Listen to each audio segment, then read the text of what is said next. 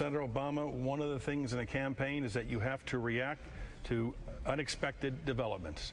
On Sunday, the headline in your hometown paper, Chicago Tribune, Louis Farrakhan backs Obama for president at Nation of Islam convention in Chicago.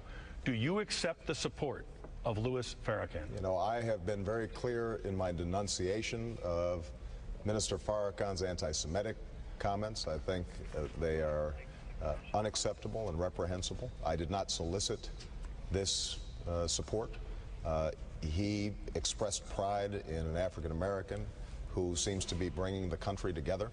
I obviously can't censor him, but it is not support that I sought, and we're not doing anything, I assure you, formally or informally with Minister Farrakhan. Do you reject his support? Well, Tim, I can't say to somebody that he can't say that he thinks I'm a good guy.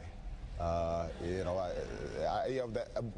have been very clear in my denunciations of him and his past statements, and I think that indicates to the American people what my stance is on those comments. The problem some voters may have is, as you know, Reverend Farrakhan called Judaism gutter religion. Tim, I think I am very familiar with his record, as are the American people. That's why I have consistently denounced it.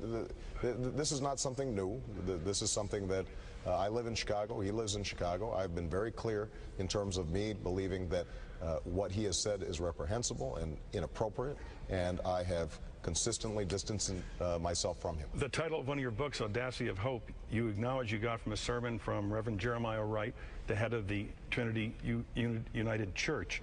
He said that Louis Farrakhan epitomizes greatness. He said that he went to Libya in 1984 with Louis Farrakhan to visit with Muammar Gaddafi, and that when your political opponents found out about that, quote, your Jewish support would dry up quicker than a snowball in hell.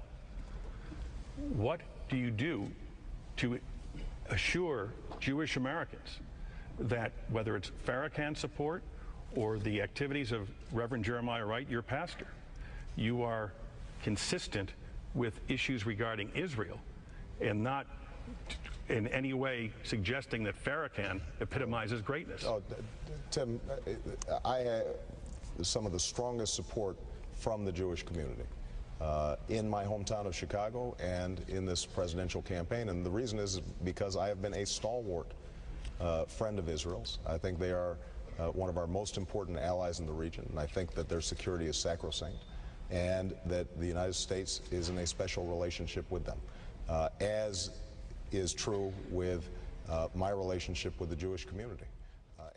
At the time, I thought it was more important to stand on principle and to reject the kind of conditions that went with support like that. Are you suggesting Senator Obama's not standing on principle? No, I'm just saying that you asked specifically if he would reject it. And there's a difference between denouncing and rejecting. And I think when it comes to this sort of, inflammatory, I have no doubt that everything that Barack just said is absolutely sincere.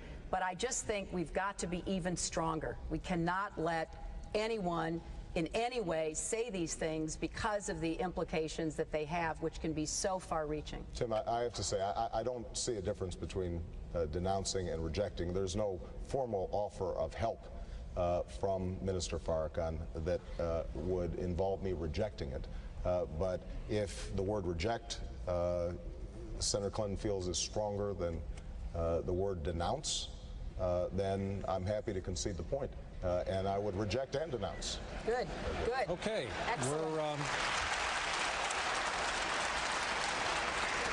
A rare audience outburst on the agreement over rejecting and renouncing.